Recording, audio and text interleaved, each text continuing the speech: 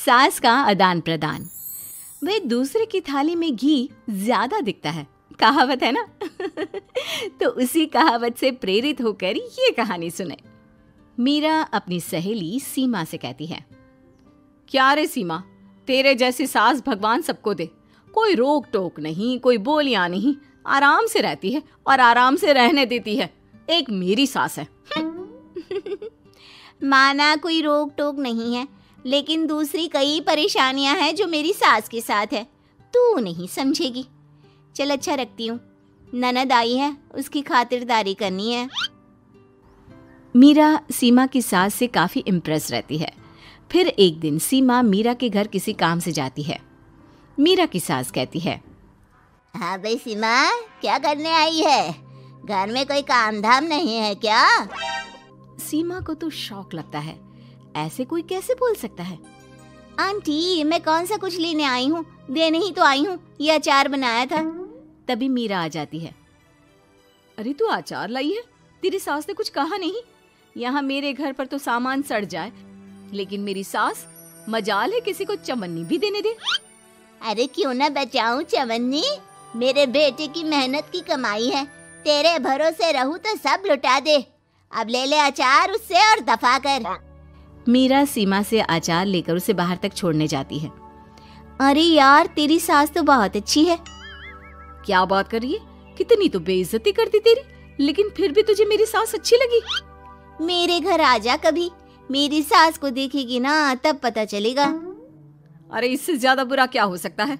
जरूर आऊंगी मैं तेरे घर, लेकिन मैं कुछ लेकर नहीं आ सकती। हाँ, देख रही है ना मेरी सास का हाल। हाँ हाँ, कुछ न लाना, मैं तो कहती हूँ खाली झोला ले आना बस। सीमा चली जाती है। फिर क्या, दोनों अपने काम में लग जाती हैं। लेकिन एक रोज न जाने क्या होता है, मीरा सीमा के घर आती है। सीमा की सास कहती है, अरे सीमा, देख तो कौन आया है, तेरी सहेली मीरा। मीरा, आज कैसे यहाँ पर? आजा आजा। और ये हाथ में क्या है तेरा? क्या मतलब? कुछ नहीं आंटी जी, ये तो खाली थैला है। वो क्या है ना, मंडी जा रही थी तो सोचा मीरा से मिलती चलूं। अरे काहे को मंडी जाना, कल ही मेरा बेटा सब्जी लेकर आया है। अरे मीरा, जरा सीमा का ये थैला तो भर दे। मीरा घबरा जाती है।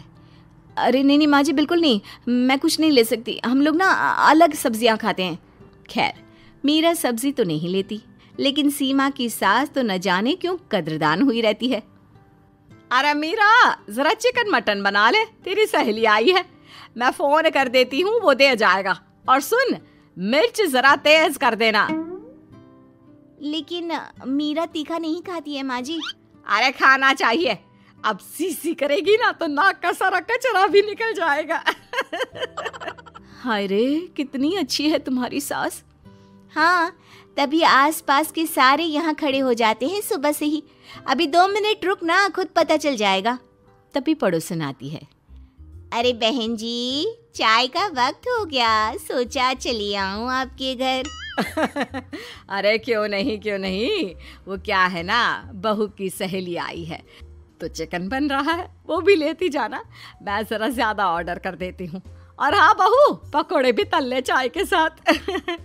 जा जा मीरा बेटी, सीमा की मदद कर दे जरा।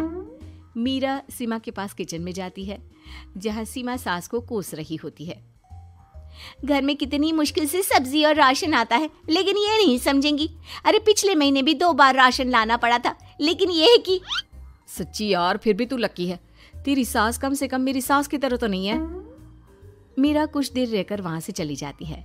दोनों बहुएं किसी तरह सास के साथ दिन काट रही थी कि एक दिन सीमा कहती है, नहीं नहीं माँ जी, बस करिए, तंग आ गई हूँ मैं आपसे। मैं अब आपके साथ नहीं रह सकती। एक बार, बस एक बार आप मेरी सहेली मीरा की सास की तरह बनकर देखिए। अरे कितनी अच्छी इंसान है वो, कितना सोचती है घर के लिए। दूसरी तरफ मीरा, माँ जी कैसी हैं आप? कुछ तो सोचा करिए, समाज नाम की भी कोई चीज होती है। बस एक बार मेरी सहेली सीमा की सास की तरह बनकर देखिए। अरे कैसे जी जाती है जिंदगी, उन्हीं से पता चलेगा। दोनों की सास को आता है गुस्सा। अरे भाई, कोई छोटे बच्चे तो है नहीं जो किसी के साथ तुलना कर दे और वो कुछ ना कहे। मीरा की सास कहती है, मुझे तो सीमा के पास ही छोड़ा। सीमा की सास कहती है, तू ना मुझे मीरा के पास ही छोड़ दे। दोनों एक दूसरे से सलाह करती हैं और सासों का किया जाता है आदान प्रदान यानी एक्सचेंज। अगली सुबह मीरा की बदली हुई सास। अरे मीरा, मेरी बेटी आ रही है। मीरा को तो आदत थी कि घर का कोई भी आए दमड़ी ना निकले, ना कुछ बनाना ना कोई लेन देन। अच्छा माँ जी ठीक है, कोई बात नहीं।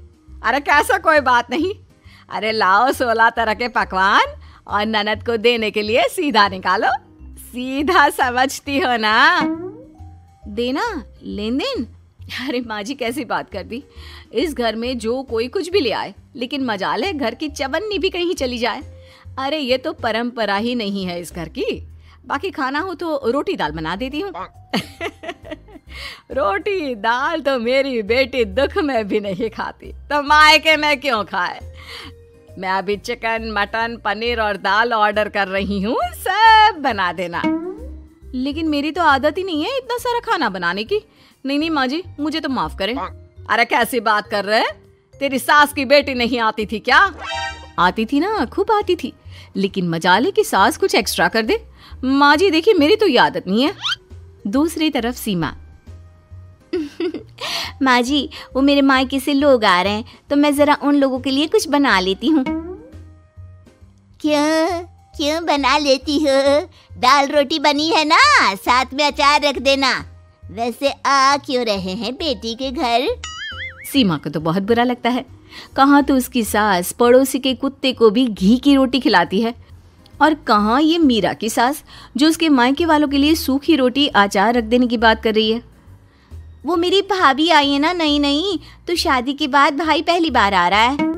हाँ तो उन लोगों को बोल दो, हमारे घर का रिवाज है सास के लिए 10 साड़ी हार और सजावट का सामान लेकर ही आना, समझे?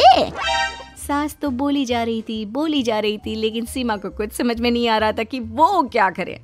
सीमा का पति। अरे सीमा क्या हो गया? तुम्हें तो माँ से बिल्कुल ऑपोजिट चाहिए थी ना।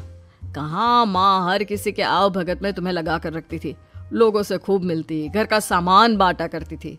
अरे याद है ना, तुम्हारे घर वाले आते थे 1 पैकेट लेकर और जाते थे पूरे 10 थैले के साथ। अब आएंगे 10 पैकेट लेकर और जाएंगे खाली हाथ। सही है? नहीं, मुझे नहीं चाहिए ऐसी सास, ये सब तो मुझे पता ही नहीं था। सीमा घबराकर मीरा की सास को लेकर उसके घर जाती है, जहां मीरा।